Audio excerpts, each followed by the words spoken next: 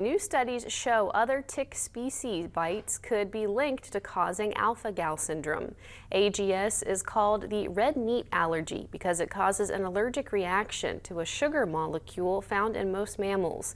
Two papers published by the CDC found the black-legged and western black-legged tick play a limited role in causing it. CDC epidemiologist Joanna Salzer says the disease is primarily caused by a bite from the Lone Star tick. But cases now show people having AGS after getting a bite from a different tick outside the Lone Star tick's range.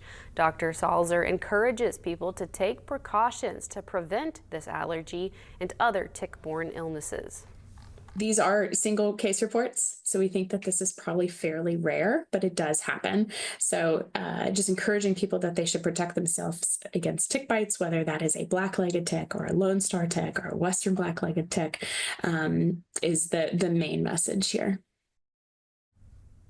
You can read more about these two new studies on our webpage at WTAP.com.